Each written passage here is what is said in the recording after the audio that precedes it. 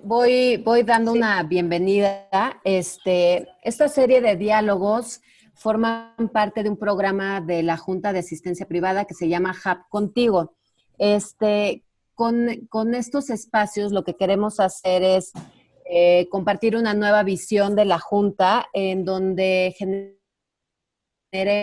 una oportunidad en donde compartamos todos los actores de nuestra comunidad, ¿no? Que tengamos un espíritu solidario y resiliente para compartir experiencias, ideas, en donde también puedan hacer propuestas y se planteen nuevos escenarios que nos permitan pues discutir, pensar y juntos visualizar nuevos futuros. Eso es muy importante ahora. COVID nos ha cambiado el panorama de forma radical, pero no es la excepción. Entonces, pues todos los que trabajamos por distintas poblaciones, ¿no? De atención prioritaria, sabemos los retos que tenemos enfrente y justamente estos espacios los que nos va a ayudar es pues a generar ideas y construir juntos futuros positivos. Juntos, también la idea es también pues hacer las preguntas correctas, encontrar nuevas soluciones y lo que queremos es fortalecer esta comunidad que pues es abierta y plural. Entonces, gracias a Bernadette por tomar la iniciativa. Para nosotros también es bien importante hablar de los cuidadores, ¿no? Y de su rol ahora ante esta época de COVID. Pues gracias a todos. Lo que queremos hacer es primero que ellos compartan su experiencia, sus historias y después abramos el diálogo a preguntas en donde todos los que estamos aquí participando las podamos intercambiar. Y finalmente que sepan que vamos a grabar esta presentación con el único propósito de que después la podamos compartir en YouTube y esté disponible y como es información valiosa, pues queremos que se amplíe y que llegue a más personas que hoy no pudieron conectarse, pero que podamos también pues tener esta información habilitada en la plataforma de YouTube. Rox, te cedo la palabra si los quieres presentar y Bernadette, gracias por estar aquí. Hola, Berna. Hola, Rox. Gracias, bienvenidos a todos. Muchas gracias por atender este webinario, este diálogo. Quisiera tener estamos descargando la presentación. Ajá. Muy bien. Perfecto. Muchas gracias. Y permítanme 2 segundos. Ahí está. ¿Esa sí es? Esa sí es, ¿verdad? Sí, perfecto. Perfecto. Creo que se cuadró un poquito, pero no pasa nada. No, está perfecto. ¿Está bien? Ok. Sí. Bueno, Bernadette González, psicóloga clínica, psicoterapeuta, psicoanalista y docente. Trabaja en programas para personas mayores en diferentes condiciones, con y sin demencia. Efrén Milanese, psicoterapeuta con formación psicoanalítica, consultor internacional en diversas organizaciones públicas y privadas. Y Luis, está por ahí que no lo... Yo soy. Sí, ya te veo. Y Luis Alviso de la Serna, especialista en psiquiatría con alta especialidad en neuropsiquiatría por el Instituto Nacional de Neurología y Neurocirugía Manuel Velasco Suárez, en México. Adelante, Berna, si quieres empezar, estamos todos. Ya veo que hay personas de las instituciones de asistencia privada, listos todos para escucharlos. Muchas gracias. Al contrario, muchísimas gracias y buenas tardes a todos los que están conectados. Antes que nada, queremos agradecer a la Junta de Asistencia Privada de la Ciudad de México, especialmente al presidente Fernando Barcelona y a todo su equipo que nos han apoyado muchísimo con este webinar. Y bueno, a los que están conectados y también al equipo de Corimas, a Efrem y a Luis, por acceder a compartir un poco las reflexiones alrededor del cuidado del cuidador en época del COVID. Entonces pasamos a la siguiente. Lo titulamos este webinar, El cuidado del cuidador en época del COVID, porque creemos que es un tema central en este momento y del que tenemos que crear mucha conciencia y sensibilizarnos para poder atender a los cuidadores. Siguiente. Entonces, justamente es un webinar que queremos dedicar a todos aquellos que nos cuidan y que en el futuro nos van a cuidar. Y este es un pensamiento de Gabriel García Márquez que dice, puedes ser solamente una persona para el mundo, pero para alguna persona tú eres el mundo. Este es el papel que creemos que el cuidador cumple actualmente. La siguiente. Ok. Estos son los objetivos que nos propusimos para el webinar. Sensibilizarnos y reconocer la labor del cuidador. Ofrecerles una visión general del impacto psicológico y de la salud mental en el cuidador durante la pandemia. Identificar los síntomas del desgaste en el cuidador, lo que se conoce como burnout, y los efectos en su salud y en su desempeño profesional. De esto va a hablar muy precisamente Luis. Y reflexionar sobre quién cuida al cuidador desde el punto de vista del autocuidado, desde el punto de vista institucional, comunitario y también grupal. Muy bien, siguiente. Este es el recorrido que vamos a hacer. Yo les voy a dar una pequeña introducción acerca del cuidado del cuidador en época del COVID. Después Luis Alviso nos va a hablar del síndrome del burnout en el cuidador y Efrem nos va a profundizar sobre quién es quien cuida al cuidador. Siguiente. Muy bien, entonces, ¿quién es y qué hace un cuidador? Hay muchísimas definiciones de quién es un cuidador y muchas otras que definen qué hace un cuidador. Un cuidador puede ser una persona o una institución que se hace cargo de otra persona o personas, generalmente en condiciones de dependencia. Siguiente. Es una pequeña clasificación. Se puede clasificar al cuidador de acuerdo a muchos criterios. Por ejemplo, con la relación que tiene con la persona a quien cuida. Puede ser una persona familiar o puede ser una persona externa a la familia. La capacitación que tiene el cuidador, si es empírico o si es profesional, de acuerdo con el lugar en el que trabaja, si trabaja en el domicilio de la persona cuidada o si la persona está institucionalizada y el cuidador trabaja en esa institución, el tipo de asistencia que brinda, si es de respiro o si es asistencial, y hay muchas otras clasificaciones, entonces es extraordinariamente amplio. Siguiente. Muy bien. Para este webinar vamos a utilizar el concepto amplio para cuando hagamos referencia del cuidador. Generalmente cuando pensamos en un cuidador, pensamos en una persona que atiende, que protege, que ampara, que conserva, que responde, que va a resguardar. Bien. Entonces, en ese sentido, ahí hay un juego de palabras, un juego de cuidador es, cuidadores. En ese sentido, pensando en aquellos que nos escuchan hoy, sabemos que muchos de ustedes representan o trabajan en instituciones que se dedican al cuidado de las personas mayores. Podemos considerar que las funciones del cuidar las van a llevar a cabo todo el personal, en mayor o menor medida. Pueden ser enfermeras, auxiliares de enfermería, cuidadores formales, médicos, psicólogos, personas de intendencia, cocineros, guardias. Quisimos ampliar el concepto, pues sabemos que particularmente también en nuestra sociedad y en nuestra realidad social, trabajamos, las fronteras entre los cuidadores se desdibujan y muchas veces estamos haciendo tareas que corresponderían a otros cuidadores en término formal. Y también para visibilizar a todas estas personas que apoyan en la tarea del cuidar. Muy bien, siguiente.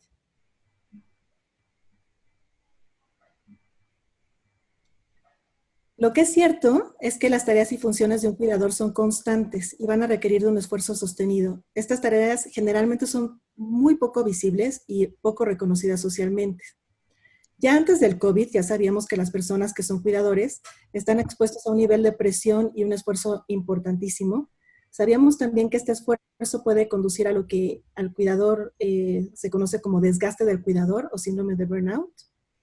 Siguiente. Y la sobrecarga del cuidador afecta su estado de salud física y mental. Esto a su vez va a influir directamente en la atención que está dando. A veces va a caer en situaciones indeseables, por ejemplo, en situaciones de violencia a la persona a la que cuida. Esta violencia puede ser física o más sutil, entre comillas, como la sobremedicación. Bien.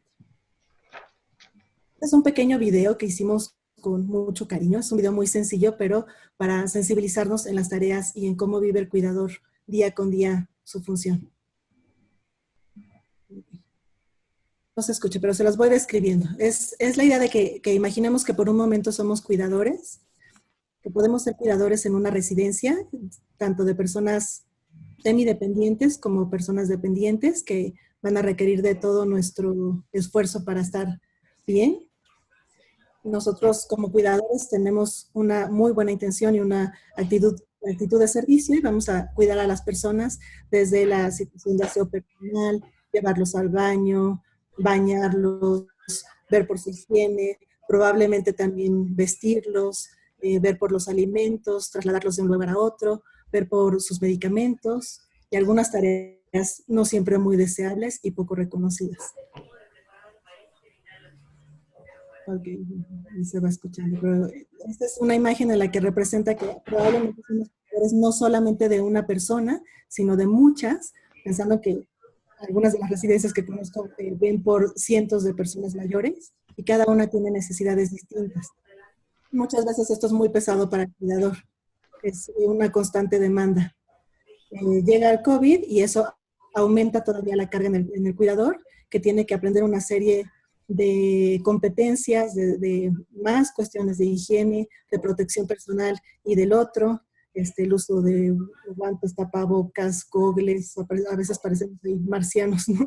Con todas las cosas que tenemos que tener de distancia social, de protocolos, que estos al final son también formas de cuidar al cuidador y también ver por la salud mental de las personas que cuidamos, ¿no? Que pueden estar muy angustiadas por lo que está sucediendo. Pues pasado el tiempo, finalmente nos podemos sentir abatidos, cansados, desgastados y también las personas con las que trabajamos sentirse igual. Entonces, esta es una imagen en la que tratamos de representar qué pasaría si un día faltara el cuidador. Si se enfermara, si tuviera alguien que hubiera perdido, entonces tuviera que ausentarse o simplemente tuviera un burnout y no pudiera seguir atendiendo a las personas. Y ahí es donde queremos abrir la pregunta, ¿quién cuida al cuidador? Es una frase muy linda que dice, ninguna tecnología puede sustituir al cuidador porque el cuidar exige un rostro, una mirada, un acompañar. Tenemos a nuestros cuidadores. Un pequeño video de sensibilización. Ok. Siguiente. Entonces, como la siguiente, ahí está, perfecto. Como habían mencionado, la situación de la pandemia ha traído muchísimas variables, antes impensables, y a las que hemos tenido que responder. También ha traído sus bondades y también sus retos. Siguiente.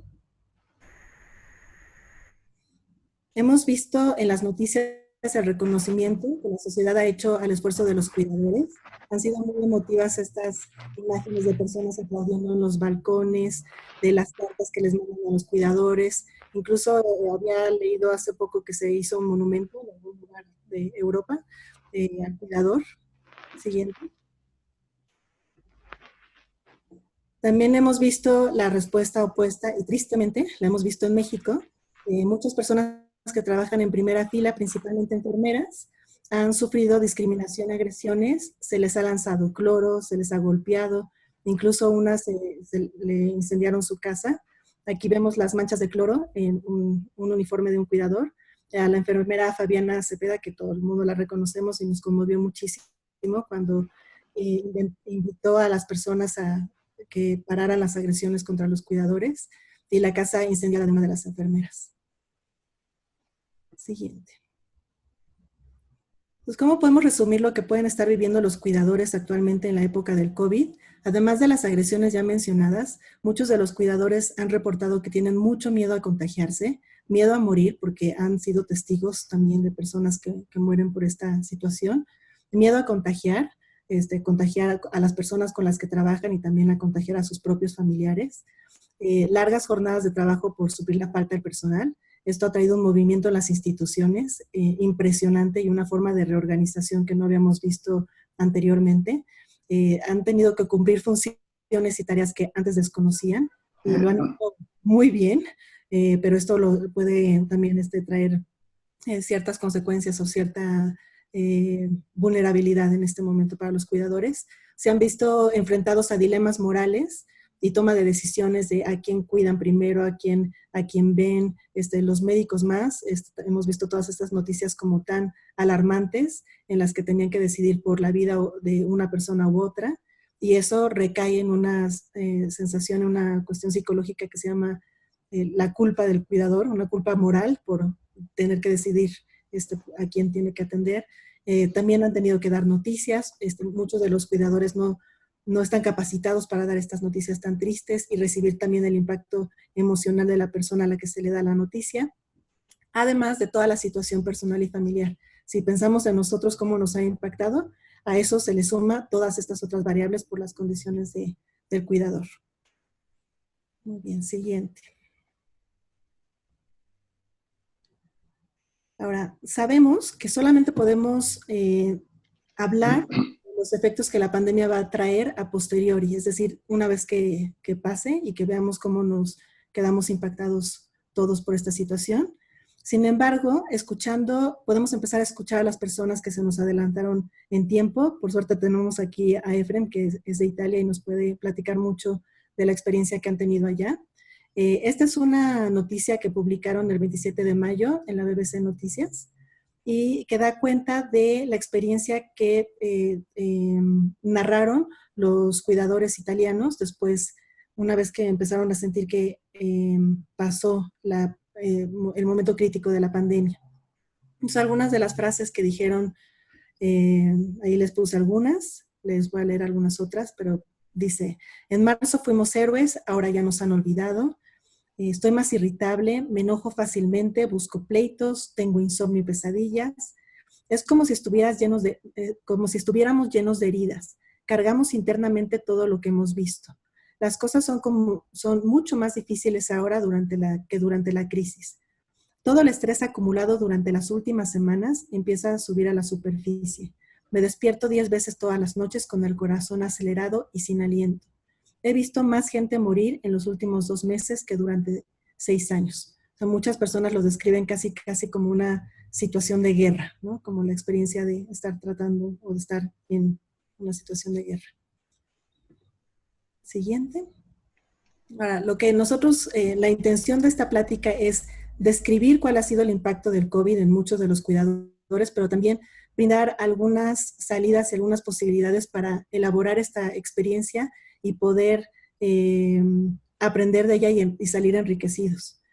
Es posible, lo que queremos transmitirles es que es bien importante identificar el impacto de la pandemia, pero también es posible aminorarlo y aprender de la experiencia. ¿Cómo? Reconociendo cómo nos está impactando, generando redes de apoyo, aprendiendo de la experiencia, abriendo espacios de escucha y elaboración, que es muy importante para los cuidadores, creando una sociedad mucho más solidaria y autocuidándonos. La importancia del autocuidado es fundamental para aminorar el impacto de la pandemia.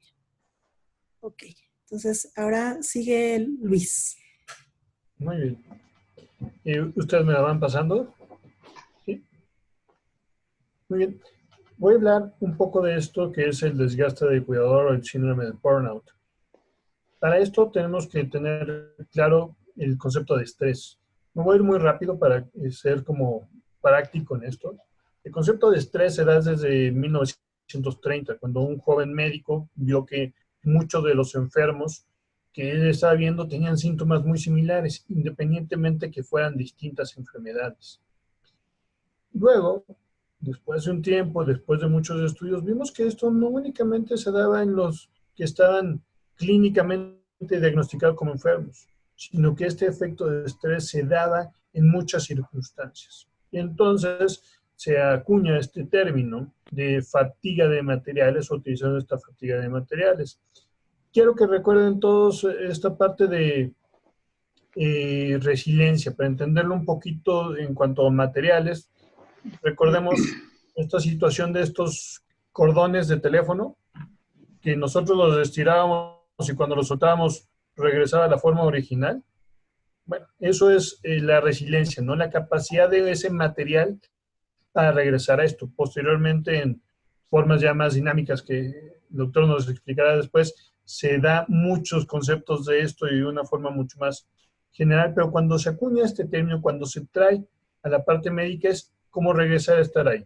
Y estrés es ese desgaste que va teniendo ese cordoncito, que ya después de mucho tiempo que estás pasando por esto, ya no regresa a esa forma original. Y cualquier cosa que nos someta a nosotros como personas a una necesidad de adaptación, ya sea física, psíquica, mental, va a ser esta parte de someternos a un estrés.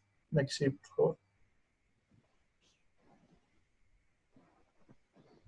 Estos son como algunos conceptos que no me quiero detener mucho, pero es importante este tercero, ¿no? Cuando nos habla de que es una relación del individuo y el entorno. Entonces, entendiendo esto, ponemos la que sigue, por favor. Tenemos que tener claro que toda la vida vamos a tener distintos tipos de estrés, biológicos, metabólicos y sociales. Y si le damos un clic, vemos que nuestra respuesta a todos estos tipos de estrés y nuestra capacidad de adaptarnos a este tipo de estrés va a darnos como resultado, damos un clic por favor, dos tipos de estrés, el distrés y el eustrés. Es muy interesante, el cerebro humano está diseñado para el cerebro del adulto para dar su óptimo rendimiento cuando tenemos cierta cantidad de estrés. Entonces, no tenemos que interpretar como que estar estresado es algo malo, es algo normal, es algo natural. Pero cuando ese estrés va prolongándose, cuando ese estrés va siendo continuo y no tenemos estos mecanismos que nos liberan un poquito de esto, entonces es cuando se empiezan a dar muchos otros síntomas a nivel físico y a nivel mental. Entonces es cuando hablamos de esta parte de distrés, que es el estrés malo, por decirlo de alguna manera, y el eustrés es este estrés que nos ayuda a hacer mejor las cosas. Un ejemplo muy básico, cuando ustedes tenían que estudiar para un examen o alguna prueba y le echaban muchas ganas, pues ese estrés era bueno. Pero si ese examen les preocupaba demasiado y ya no se podían concentrar y ya estaban bloqueados, pues ese estrés ya era malo. Esa es la parte del distrés. La que sigue, por favor. Entonces, cada día los seres humanos observamos el estrés y sus consecuencias. Y este desgaste que vamos viendo, va a existir los cambios metabólicos y mentales. Muchas veces cuando hablamos de estos cambios mentales es fácil poder apreciar que la persona empieza con estas alteraciones del estado de ánimo, empieza a estar más irritable, contesta más feo en casa, pero también esto se va traduciendo en estos cambios físicos. Entender esto es muy importante porque no es que seamos solamente una computadora o una parte mecánica. Somos una sinfonía de neurotransmisores en donde una parte toca al ritmo que le toca, al ritmo que le marca el ambiente. Pongamos este ejemplo. Yo, si tengo mucha hambre, me pongo irritable. Un cambio interno produce una reacción externa. Por otra parte, si llega alguien y me asusta, empiezo con taquicardia y empiezo con diaforesis. Un cambio externo produce una reacción interna. Y todo el tiempo nuestro cuerpo está funcionando así. Todo el tiempo nuestro cuerpo funciona en este equilibrio entre lo que pasa afuera y lo que pasa dentro de nosotros. ¿Sí, por favor?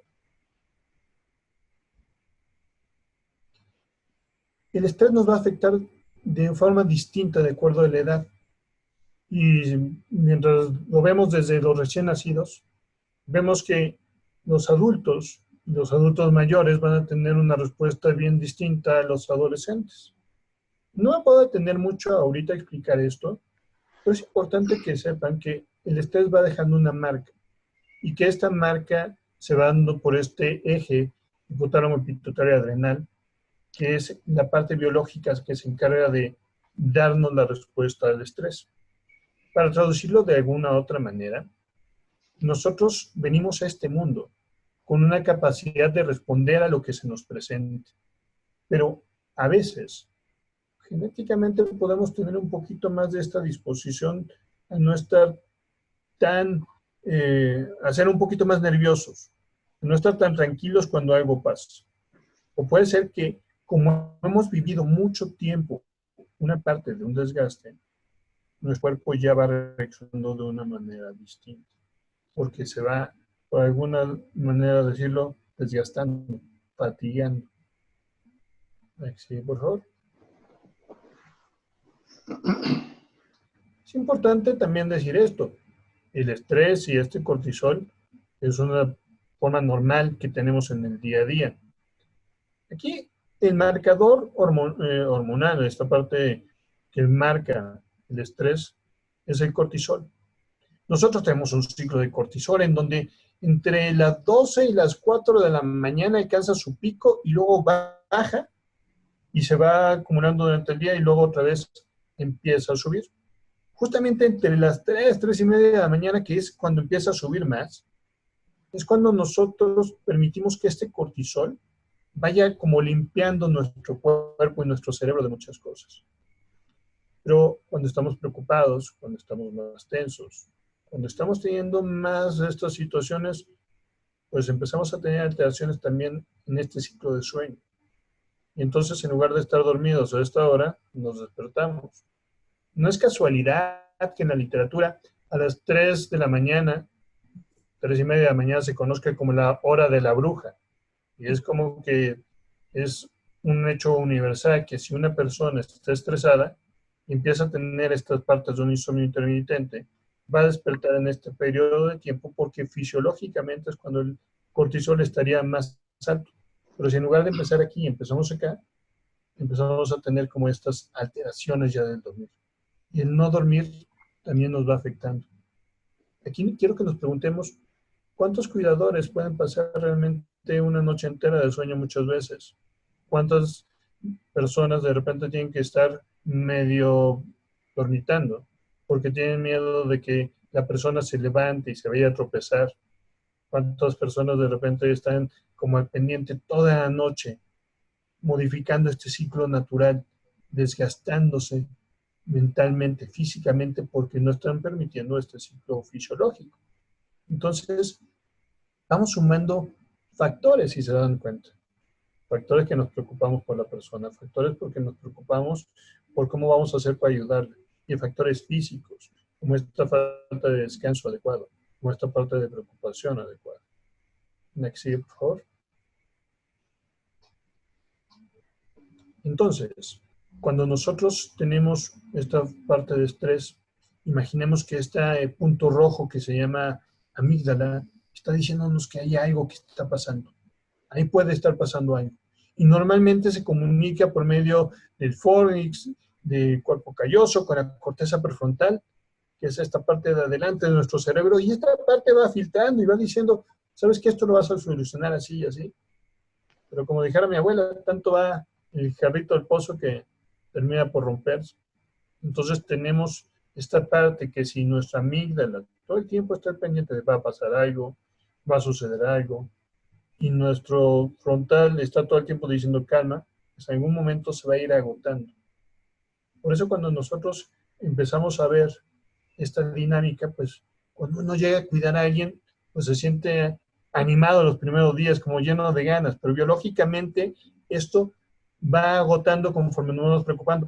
Ya vi que se puede caer por acá, ya vi que le puede pasar esto, ya vi que puede... Entonces me voy cuidando de más cosas y mi amígdala me está diciendo, ten cuidado con más situaciones, y esta parte va incrementándose. Sí, por favor.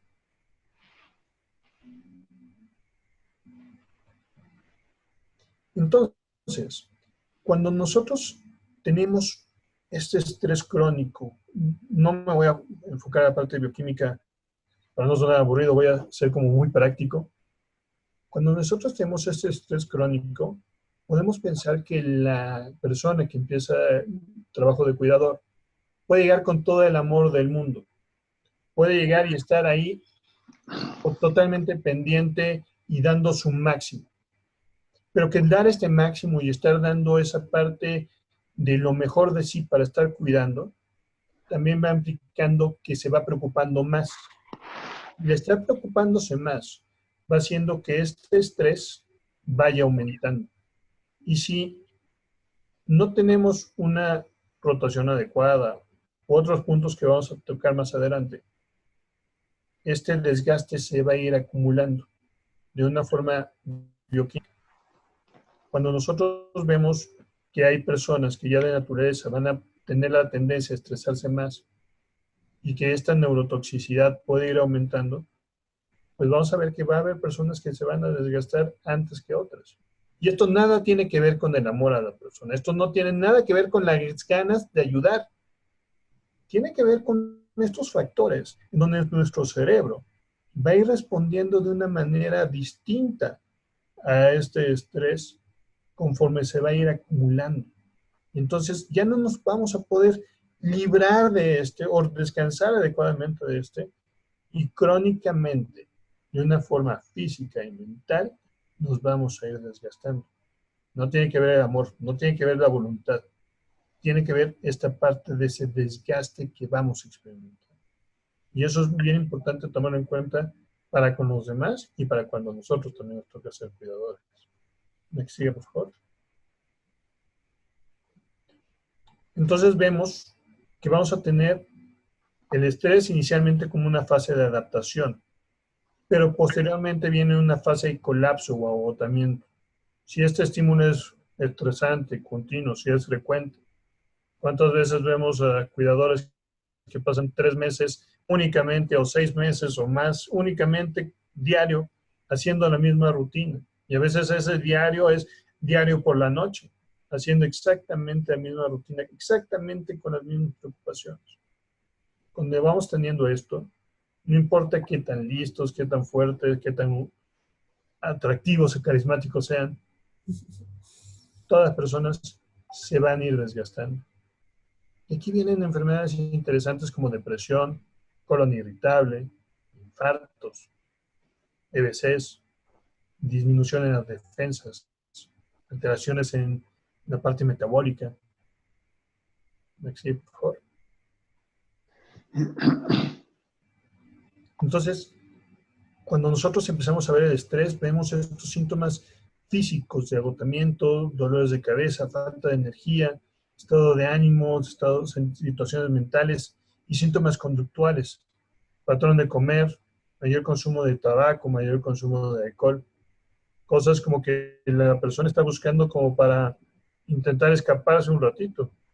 Aquellos que nos ha tocado cuidar mucho a personas en periodos por la noche, notarán de repente también cómo tenemos más ganas de estar comiendo ese aperitivo de medianoche, ¿no? Y cómo empieza a ser crónicamente esto ya casi una necesidad, y ya cuando se levanta la persona, cuando tenemos que hacer alguna ronda por la persona, tenemos que comer algo de una manera crónica. Entonces, lo que quiero dejar claro con esta diapositiva es no únicamente nos vamos a estar preocupando por la parte mental, físicamente el cuerpo también se va agotando. La que sigue, por favor. ¿Qué tanto hay estrés en este país? Bueno, aproximadamente el estrés laboral es 75% y en la actualidad ya ni siquiera queremos contar porque probablemente nuestros números ya superan todo esto con estas situaciones. Así que no nos metamos en puntos económicos ni políticos ahorita, pero seguro que ahorita estamos en más del 75%. La que sigue, por favor.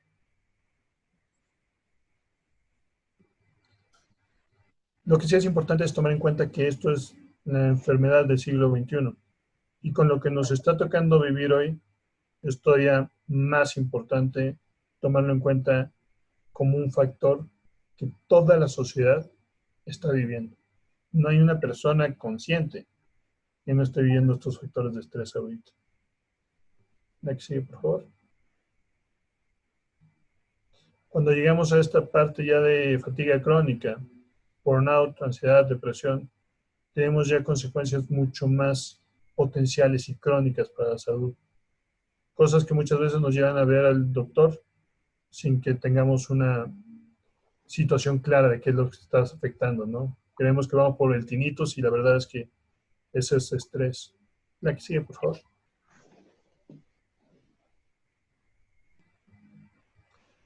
Y esto, hablar de la fatiga crónica, esta parte de la debilidad, que se traduce también en este burnout, vemos que cuando nosotros estamos notando todo este desgaste, es raro que acudamos al doctor por una situación de, estoy cansado, doctor, o estoy desgastado.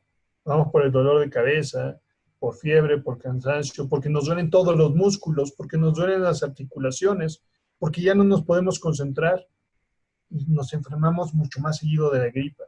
Y parece que ahora comemos cualquier cosita y nos hace daño. Pero ese es el desgaste metabólico, físico que hemos estado teniendo alrededor del tiempo. La que sigue, por favor.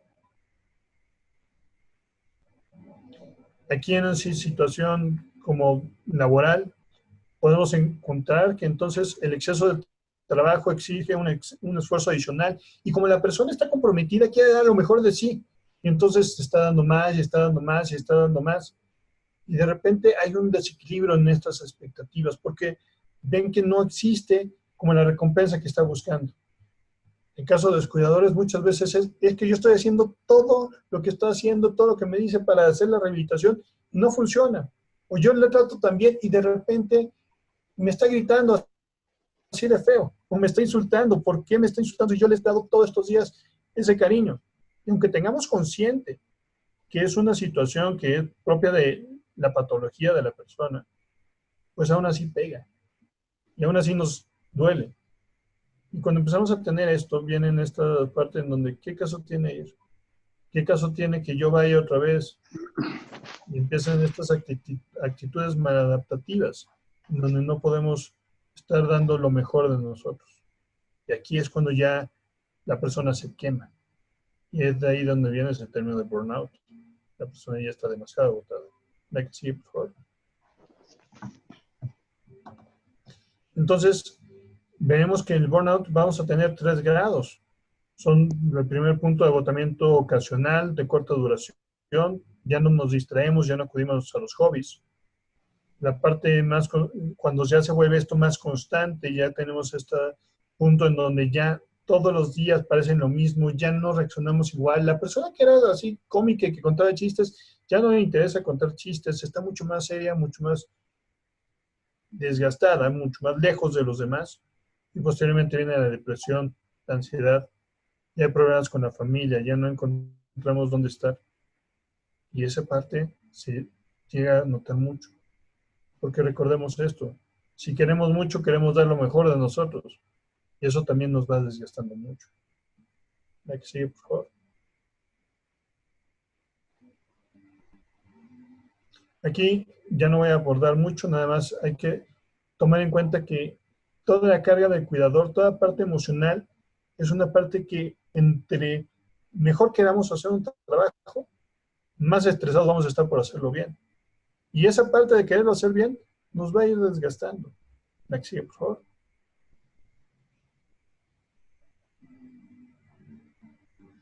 Aquí lo único que voy a mencionar de esta es importante tomar en cuenta estos factores físicos y mentales que le estoy diciendo. No hay nadie en este planeta que no pueda caer en este punto de burnout. Cuando nosotros estemos identificando estos síntomas físicos o mentales, hay que buscar también esta parte de ayuda. La que sigue, por favor.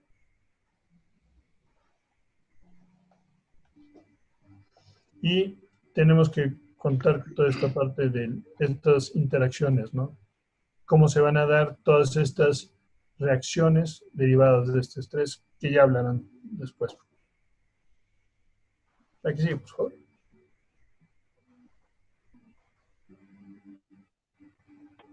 Esta parte también es tener en cuenta la diferencia cuando estamos con un cuidado profesional y los problemas de estar como dando lo mejor de nosotros emocionalmente. Y esto va a venir a notación en las próximas pláticas. Sí, por favor.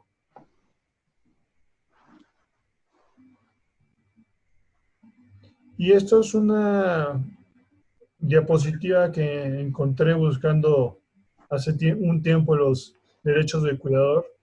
Y lo creo que más importante aquí que les comparto es solicitar ayuda a sus familias, amigos y a las instituciones, ¿no?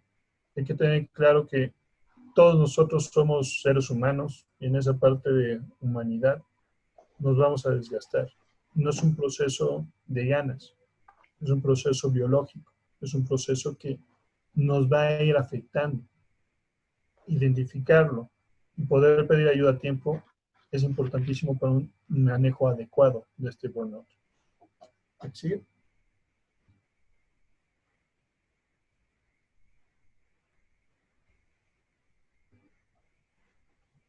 Ahora sí. Hola, buenas tardes para ustedes, pienso. Yo les hablo desde Italia, vivo a unos 40 minutos de la ciudad de Venecia. Y antes como introducción, quería agradecer a Berna y a Luis para haberme invitado a participar en esta conversación con todos ustedes. Como introducción también quería comentarles que les hablo a partir de mi práctica cotidiana de trabajo como supervisor de equipos, supervisor clínico de equipos que trabajan en instituciones. Algunos de estos equipos, 3, trabajan en una estructura residencial para personas dependientes de sustancias y psicóticos que tienen más de 65 años. Entonces, es un mundo muy particular. Las otras son estructuras residenciales, comunidades terapéuticas para personas dependientes de sustancias y psicóticos también, pero de edad a partir de los 18 años.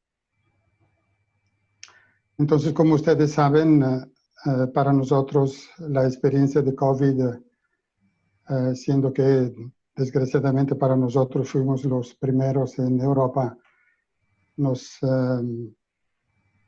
agarró de sorpresa, no estábamos listos para enfrentar esta situación. Ventaja que seguramente ustedes tienen y estoy seguro que han aprovechado para prepararse. Entonces, puede pasar a la siguiente, por favor. Entonces, yo les voy contando cómo nos hemos organizado poco a poco para tener la situación que tenemos hoy. Y se trata de cosas que probablemente ustedes ya han pensado. ¿Sí? Entonces, desde el inicio hemos identificado 3 contextos en los cuales teníamos que hacer alguna cosa para cuidar al cuidador. Era mi tarea principal en estas instituciones y entonces vimos que había un aspecto personal del cual habló Luis de manera muy clara y detallada hasta el momento, un aspecto grupal y un aspecto institucional comunitario. Esos eran los 3 contextos.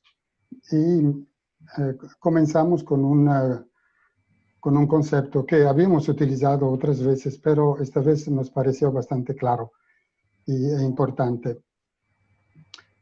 El cuidador es un equipo, es decir, no es una persona individual. Sí, el cuidador es siempre un equipo. Y entonces, el hecho de pensar en términos de equipo, en términos de grupo, no en términos de individuo, en términos de persona seguramente sí, pero incluida en un proceso de tipo grupal, institucional o comunitario. Eso fue el concepto a partir del cual comenzamos. ¿Y por dónde comenzamos? ¿Podemos ver la siguiente, por favor? Entonces, la primera estrategia fue pensar la organización de otra manera. Entonces, ustedes imaginen el 28 de febrero se empieza a hablar de lockdown, que es aplicado la primera semana de marzo, y de un día para otro la indicación era que nadie podía entrar y salir de las instituciones. Entonces, ¿cómo hacemos? Hemos buscado inmediatamente las maneras para poder hacer que el personal pudiera ingresar y salir de manera que tuviera su tiempo de ocio y de descanso, que ahí vienen en los dos primeros lugares. Y eso implicó un cambio profundo en la organización de los cuidadores. No voy a entrar en el detalle porque tomaría demasiado tiempo y tal vez no tiene interés. Entonces, se tomaron algunas medidas muy prácticas. Les voy a contar algunas. Por ejemplo, nosotros, miembros de los equipos, cuando ingresamos en la estructura, tenemos el tapabocas, nos toman la temperatura, nos limpiamos las manos, tenemos que hacer el test salivar una vez cada 15 días y ese tiene que resultar negativo. En el interior de las estructuras, solamente el personal, los cuidadores, llevan el tapabocas. Los residentes no llevan el tapabocas. El principio es, nosotros tenemos que cuidarnos a nosotros primero y de esta manera cuidamos a los demás.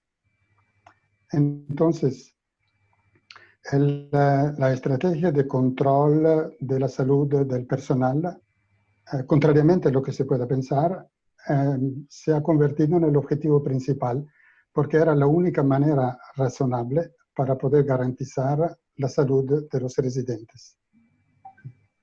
También los residentes hacen un control salivar cada 15 días y desde el inicio en las estructuras en las cuales yo trabajo no se ha tenido ni un solo caso de positividad. Hasta el lunes de esta semana, que es la última fecha de control. Entonces parece que hasta hoy la cosa ha funcionado. Entonces se han reorganizado los tiempos de ocio, de descanso, la alimentación, el mundo relacional y por consecuencia el dispositivo de trabajo. No hemos tenido problemas con los residentes, ningún problema significativo. ¿Por cuál razón? Los residentes en cierto punto se han dado cuenta que estábamos viviendo en un tiempo extraordinario y se han vuelto muy cooperativos. Ha nacido aquello que nosotros hemos llamado un efecto comunitario. Es decir, la comprensión que todos somos parte del mismo conjunto de vida y que cuidándonos, cuidamos a todos. Para podernos cuidar, tenemos que trabajar en el penúltimo punto, que son las relaciones. El hecho de haber podido modificar las relaciones entre cuidadores y residentes ha permitido que el contexto se tranquilizara mucho. Las relaciones que a veces son relaciones de conflicto, que derivan de muchas situaciones, han disminuido significativamente. Hemos observado que desde que el lockdown ha sido modificado y que los residentes han podido recibir otros tipos de visita o ellos han podido salir para ir a visitar a sus familias, poco a poco se está regresando al nivel de conflicto que existía antes. Entonces, eso nos ha permitido hacer una reflexión, sea con los cuidadores que con los residentes, para tratar de entender por cuál razón durante la época más intensa de la pandemia, el sistema era razonablemente tranquilo y no había los conflictos a los cuales estábamos acostumbrados. Y los residentes han dicho, el equipo estaba más con nosotros. Es decir, que se había fortalecido mucho la relación. Aparte las actividades habituales, y sobre todo en la estructura en la cual hay residentes que tienen una edad mayor de 65 años, y algunos tienen 70, 75, 80. Una vez que se acababan las actividades de cuidado fundamental, como la limpieza, la alimentación, el hecho que pudieran salir al sol, etc. Todo el tiempo del equipo, todo el tiempo el equipo lo pasaba con los residentes, hablando, jugando, interactuando, escuchando música, haciendo actividades que normalmente no tienen el tiempo para hacer. Y eso mudó radicalmente la condición relacional y también emocional en el interior de la estructura. Menos actividades de control, más relación, menor estrés, utilizando el lenguaje de Luis. ¿Podemos ver la siguiente, por favor? El segundo aspecto es el conocer y el conocerse.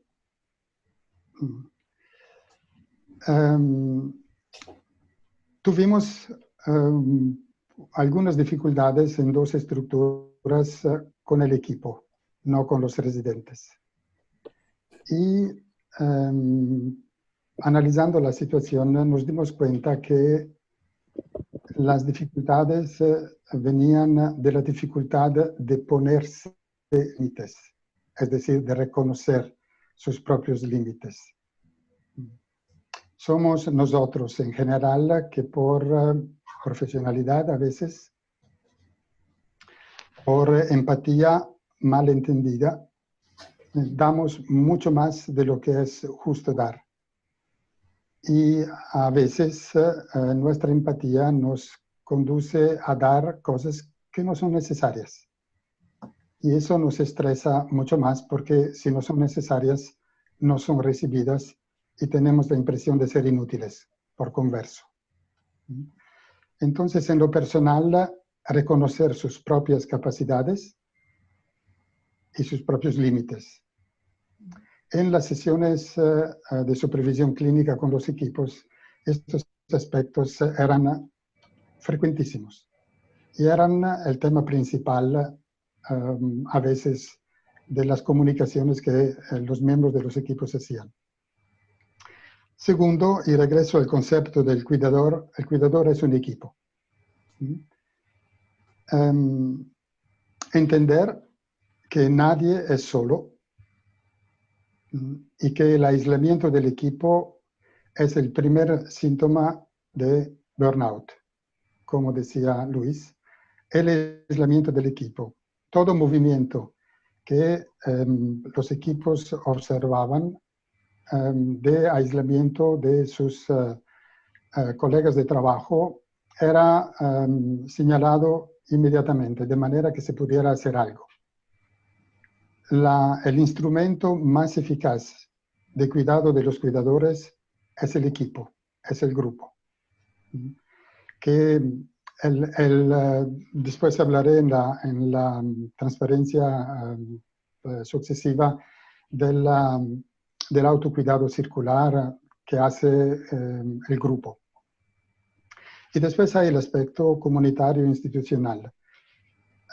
Si el grupo a nivel grassroots, de veras de abajo, es el actor principal del cuidado, la tarea principal de la institución o de la comunidad en esta fase es construir un dispositivo de cuidado de todos. Es la institución el actor más importante desde el punto de vista de la construcción de un dispositivo de trabajo que sea seguro para todos, desde el punto de vista de la salud y desde el punto de vista de las relaciones. ¿Podemos ver la siguiente, por favor? Si me estoy pasando del tiempo, ustedes me dicen, por favor. ¿Puedo ver la siguiente si está? Vamos a ver. Ok. Entonces, cuidarse es la tercera estrategia. Entonces, la primera es organizar, la segunda es conocer, la tercera es cuidarse. A nivel personal, conocer cuáles son las señales de alarma y tener un alto nivel de autoconciencia sobre eso. Sea del punto de vista físico, sea del punto de vista emocional, sea del punto de vista cognitivo. Hemos entendido muy bien que ninguna señal física, emocional o cognitiva sucede acaso, sobre todo física, ningún malestar. en esta fase, cuando ha sucedido, era algo personal que no tenía que ver con el contexto. Tenía que ver con el contexto, siempre. Y entonces se tenía que considerar, se tenía que hablar de eso. El segundo aspecto, que es lo que hace el grupo, el cuidado circular. Todos cuidan de todos. Absolutamente. Cuando se observan los indicadores o las señales de las cuales habló Luis precediéndome, cuando se observan esas cosas, se señalan inmediatamente. Se señalan el equipo, se señalan a la persona. Mira, te veo así hoy, ¿estás bien? ¿Vale la pena que hablemos del equipo? ¿Necesitas algo? De manera que, como dijo Luis, se pueda pasar inmediatamente a una fase de ayuda cuando la persona no es capaz de pedirla, para poder llegar al punto que la persona, cuando necesita ayuda, la pueda pedir. Que es un indicador excelente para entender cuando una persona poco a poco está saliendo de la situación de burnout. Cuando pide ayuda ya está con un pie afuera. Es un excelente indicador. Y después el aspecto comunitario institucional. Aquí yo añadí un término que es la complementariedad. ¿Con qué se relaciona ese aspecto? A veces la parte administrativa de la institución, la parte gerencial de la institución y la parte que trabaja directamente con los residentes o los pacientes o los clientes están disociadas. Nosotros vivimos una fase de disociación de 3 semanas, las recuerdo muy bien, las primeras 3 semanas de marzo. ¿Por qué? Porque la parte instituida, la parte administrativa, la parte formal de la institución, estaba muy, muy preocupada de la seguridad frente al seguro de salud, frente al hecho de que las personas no se enfermaran, tranquilizar a las familias, todo ese aspecto. Mientras que los equipos estaban muy preocupados de su relación cotidiana con los residentes y de su seguridad personal, porque ellos estaban a directo contacto con los residentes, no la parte administrativa. Esa disociación nos hizo perder 3 semanas, las 3 semanas iniciales. Por eso estoy hablando de complementariedad. Es muy importante que los procesos de abajo, a nivel del equipo, a nivel de los residentes, permeen los niveles de arriba, es decir, toda la parte institucional de la institución. De manera que el conocimiento de aquello que acontece realmente en la vida cotidiana puede llegar hasta los decisores. Y las preocupaciones de los decisores lleguen hasta abajo, de manera que exista una solidaridad inteligente, complementar y de largo plazo, no una solidaridad de emergencia. La solidaridad de emergencia sirve poco, porque cuando pasa la emoción, pasa ese tipo de solidaridad. Mientras que la solidaridad tiene que ser un proceso de largo plazo. Muchas gracias. Hasta aquí. Gracias. Dice, bueno, aquí hay alguna pregunta para Efrem. ¿Cómo está el personal del sector salud en Italia? Qué buena pregunta. Italia es un gran país, no tan grande cuanto México, pero es un gran país. Entonces depende mucho de las regiones. El personal de Lombardía está efectivamente traumatizado. La zona de Milán, Brescia, Bergamo, realmente están en situación de estrés postraumático, muchos de ellos, y con algunas organizaciones se ha trabajado mucho para poder acompañar al personal de salud. La situación, como ustedes saben, no está todavía superada, existe todavía un estado de alerta, y entonces esta es la situación. En otras regiones, como la región en la cual yo vivo y la región de Turín y de Bolonia, son regiones que han sido afectadas, pero en medida menor. Sin embargo, yo trabajo con el personal de salud aquí en la región en la cual vivo. La situación es todavía muy delicada, realmente muy, muy delicada. No hemos salido de eso. De Bolonia hacia abajo no tengo realmente contacto, entonces no puedo hablar de lo que no conozco y tendría las mismas noticias que ustedes tienen a través de los medios. Aquí hay unas preguntas que se complementan. ¿Cuántas semanas estuvieron encerrados? En 3 meses completos y los residentes se ven afectados anímicamente.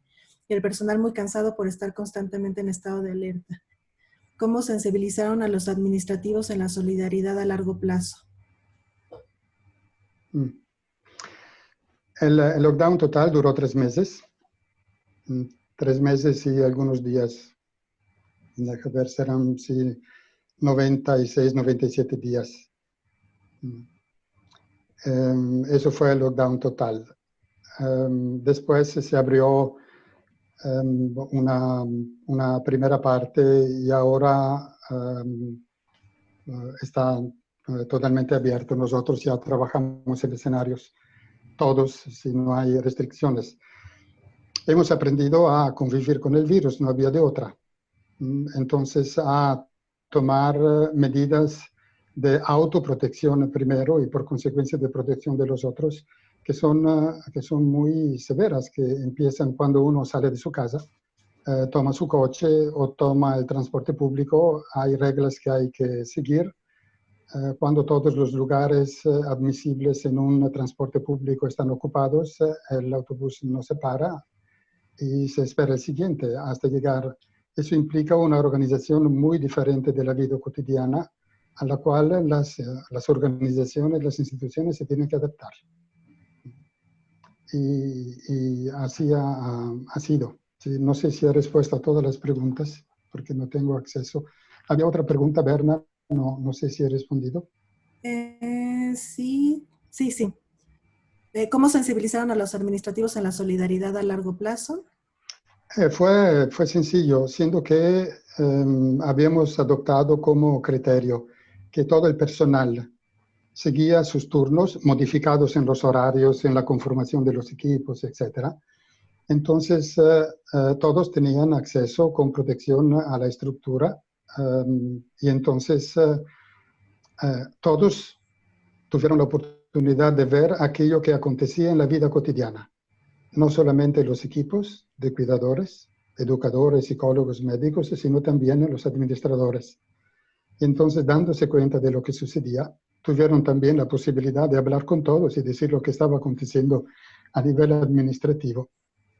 Y eso ayudó mucho a entender los unos las posiciones de los otros y a encontrar un punto común. Algo muy práctico, sencillo. Se incrementaron mucho las actividades de ocio, ¿sí? Bailar, música, todas esas actividades. Y eso ayudó mucho. Son cosas muy, muy prácticas, pero cambian el paradigma de cómo vemos la salud, cómo nos tratamos unos a otros. La representación también social. Hay otra pregunta, dice...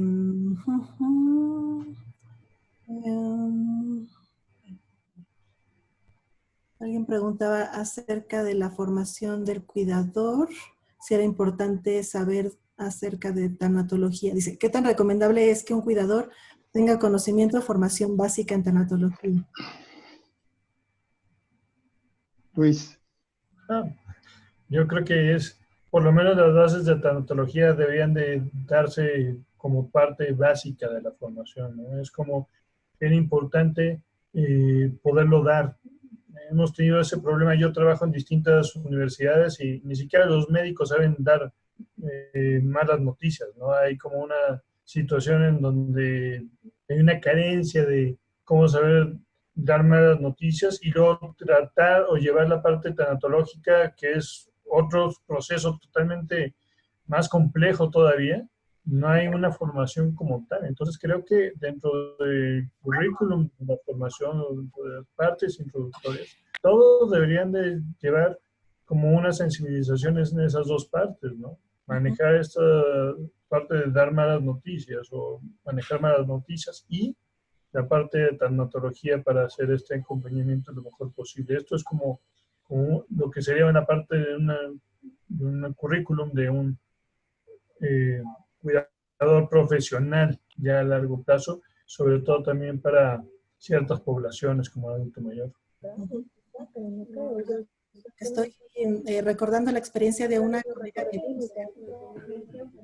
se escucha el micrófono, Sayuri.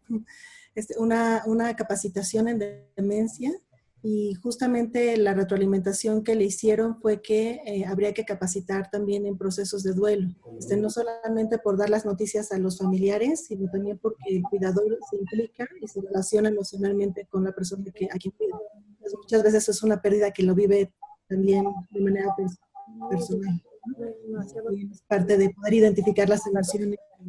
Que me oiga la señorita que estaba llegando, ya me dijo, yo estoy aquí abajo, yo chica, porque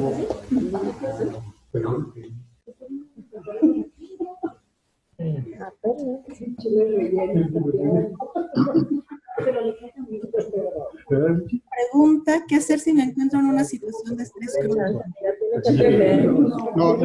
No entendí. Yo tampoco escuché. Ya pagó. ¿Qué hacer si me encuentro en una situación de estrés crónico? Y les leo otras dos. Dice, dado estos nuevos cambios, ¿qué intervenciones para los cuidadores pudieran implementar las instituciones para poder favorecer su salud mental?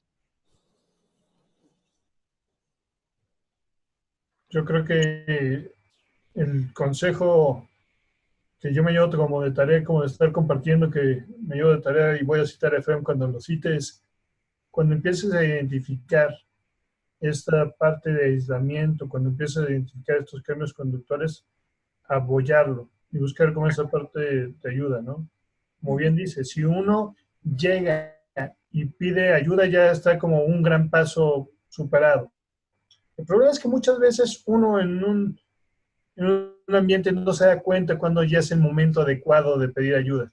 Uno a veces piensa, yo puedo más, a veces piensa, yo puedo seguir aguantando, y tarda mucho en reconocer para sí mismo que necesita ayuda. Y muchas veces es el círculo, los amigos, los que lo rodean, los que pueden identificar eso. Y entonces, yo creo que iniciando por ese punto es un gran avance. Sí, estoy de acuerdo con lo que dice Luis. Añado algo respecto a lo que tú dijiste, Luis. El hecho que las personas tardan mucho a reconocer que están en una situación de estrés muy grave. En eso hemos visto que pensar al equipo como el cuidador disminuye mucho el tiempo, porque el cuidado circular hace que los otros ven lo que tú te niegas. No es siempre fácil convencer a la persona que está en una situación de estrés, porque nosotros que trabajamos en este contexto sabemos qué significa omnipotencia. Sí. Lo sabemos muy bien. Pero no tenemos otros recursos. Ese es el recurso mejor. Eso, ok. Lo preguntó Mary también. ¿Qué intervenciones a los cuidadores pudieran implementar en las instituciones? ¿Y qué experiencia personal tienen como cuidadores? Empiezo con la segunda, sí, que me es más fácil, sí, bastante. Entonces, también con esa fantasía de poderlo hacer al infinito. Después uno se encuentra consigo mismo y se da cuenta que al infinito no funciona. Pienso, respondiendo a la primera pregunta, pienso que hay dos aspectos. Uno es el aspecto técnico, digamos, práctico. Saber qué hacer, cuándo hacer, hacerlo bien, sabiendo que se está trabajando con personas. ¿Okay? Es decir, hay la formación, en este caso es, no sé si existe la palabra en castellano, la capacitación, el adestramiento. ¿Okay? Esa cosa es fundamental. Que sepan qué hacer, cuándo es necesario hacerlo y no se excedan de eso. Una parte. La segunda parte, sí que sobre todo cuando nosotros hacemos acciones de cuidado físico con personas que son totalmente dependientes. ¿Sí? Y entonces hay situaciones en las cuales su cuerpo es mi cuerpo. Y aunque yo no lo piense, para poderlo hacerlo bien, reacciono de esa manera. ¿Sí? Hay una empatía para poderlo hacer bien. Si no, lastimo y el otro se queja. O el otro percibe que se siente tratado como objeto y no reacciona como nosotros quisiéramos. Entonces, esa es la parte relacional emocional, que tiene que ser necesita de mucho cuidado. ¿Cuáles son para mí las dos formas que dan más resultado positivo en esto? Es la valoración del cuidador. Su valoración, la importancia del trabajo que hace. Absolutamente. La importancia como persona y como profesional. Eso es uno. Y la segunda es el reconocimiento público frente al equipo y frente a la institución del valor que el trabajo está haciendo. Eso permite a esta persona ser reconocido como persona y por consecuencia reconocer también al otro como tal y a los miembros del equipo. Yo creo que esto responde a un comentario, no dice el nombre, pero dice, la capacitación de las personas cuidadoras deberían incluir más que técnicas instrumentales, sino biopsicosociales. Las cuidadoras que cuidan solas son quizás las que corren más riesgo, pues no cuentan con una red, en este caso los compañeros de las instituciones.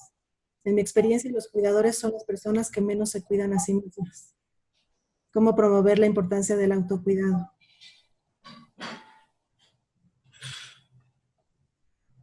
Y viene otro comentario de Mari Carmen, que dice, en su experiencia estadísticamente hablando, ¿qué porcentaje de cuidadores presenta burnout? ¿Y con qué periodicidad? Y una para Efrem.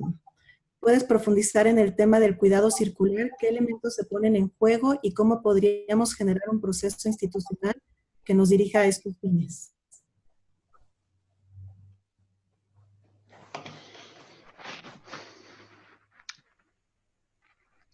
Los estadísticos, eso me da curiosidad.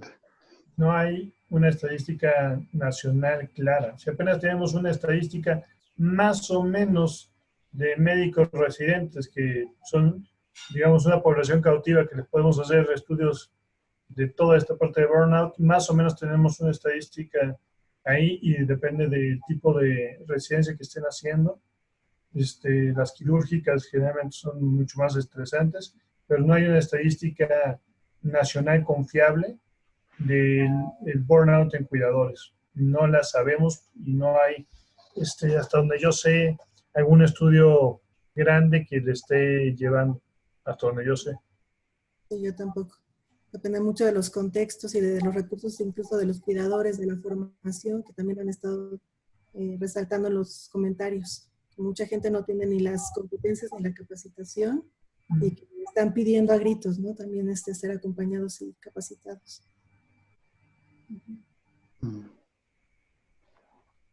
Eso sería interesante. Nosotros hemos adoptado un criterio que es totalmente empírico. Hemos visto que cuando los equipos entran en situación de burnout,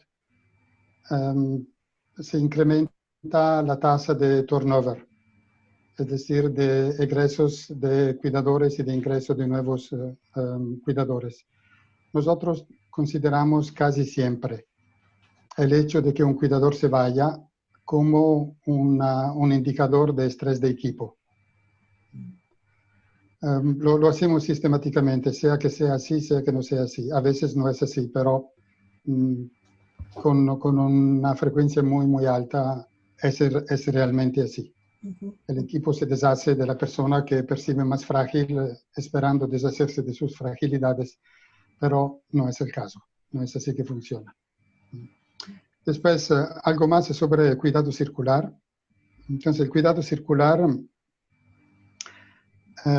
se basa en el principio que todos cuidan a todos. de manera que todos saben que son cuidados por parte de todos. Como acontece cuando se observa un comportamiento que es una señal de alerta, se habla inmediatamente de eso. Hay un diario de bordo en el cual se reporta esto, un diario de bordo del equipo, en el cual se reporta eso y el responsable del equipo habla directamente con la persona y después se habla en equipo. En equipo, la persona dice que necesita y se trata de ver quién en el equipo se hace cargo de acompañar al colega. Es un discurso muy abierto, muy abierto, muy transparente. Se pensaba que eso no hubiera funcionado porque a veces son cosas muy personales. En realidad funciona muy bien. Que las personas puedan decir, estoy viviendo eso, aunque lo digan cuando un colega le dice, mira, me parece que estás en una situación de sufrimiento, ¿qué te pasa? ¿Qué sucede? Entonces las personas se abren. La comunicación en el interior del equipo es importante. Después había otro aspecto que quería comentar aquí. A veces la señal de alarma se observa cuando la persona hace las cosas con un cierto automatismo, como si no estuviera presente. Esa es una señal de alarma muy profunda, porque quiere decir que la persona ya está en un sistema de estrés muy elevado, tanto que necesita disociarse de su tarea para poder seguir trabajando. Y eso es un nivel bastante delicado y eso es tomado en consideración inmediatamente, es decir, en horas, no se espera el día siguiente, de manera que sea posible hablar de eso. Si la persona necesita 1 o 2 días de descanso o tiene 1 o 2 días de descanso, si tiene que ser sustituida, es sustituida en su tarea y se les pide que haga otras tareas menos cargadas. Como me dicen los operadores, miembros de los equipos, casi todos viven este tipo de experiencia 1 o 2 veces por año. Es decir, que es una experiencia que es parte del trabajo. Entonces, si se tiene una estrategia para poder acompañar a las personas en estas situaciones, normalmente el desenlace es positivo.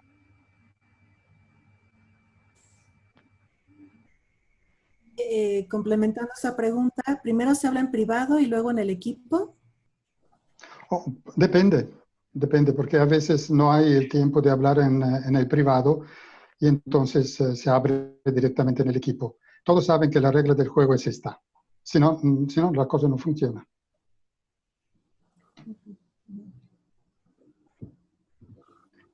Sí, la conducción de las sesiones de equipos a veces es muy animada, pero eso también permite expresar las emociones sin que dañen a nadie. Bueno, creo que estamos en tiempo. Me está diciendo Roxana que no tiene micrófono, pero podemos cerrar nosotros la sesión.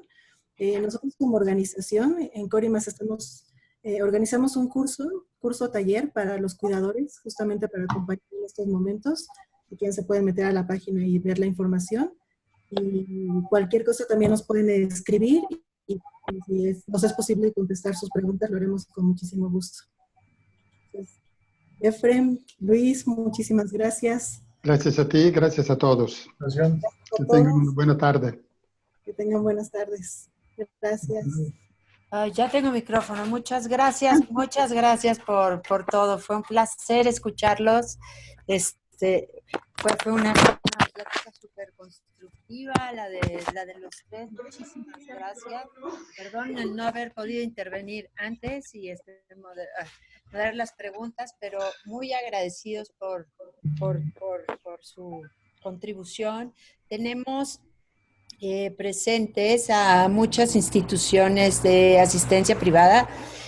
Tenemos a la Asociación Franco-Mexicana Suiza y Belga de Beneficencia, la Fundación Bringas Hagenbeck, la Fundación Renacimiento, el Colegio de las Vizcaínas, Concepción Martínez, Centro Sor Juana Inés de la Cruz, Fundación Mieri Pesado, Mensajeros de la Paz, Asociación para Ayuda de Ancianos, Fundación de Ayuda a la Ancianidad, Hogar Gonzalo Cosío Ducoin, Hogares Providencia, el Arca de México, Fundación Dr. José María Álvarez, La Consolación, El Pobrecillo de Asís, Clara Moreno y Miramón, Estancia Infantil Vasco de Quiroga, Caminos Paliativos de Luz, y supongo que todos hubieran querido hacer muchísimas más, saber mucho más de todos ustedes y de su experiencia. Les agradecemos en nombre de todas, estamos muy agradecidas. Gracias, Berna, y esperamos verlos pronto de nuevo. Muchísimas gracias, Rox. Gracias. Gracias. Disculpen todo lo tecnológico atrabancado, pero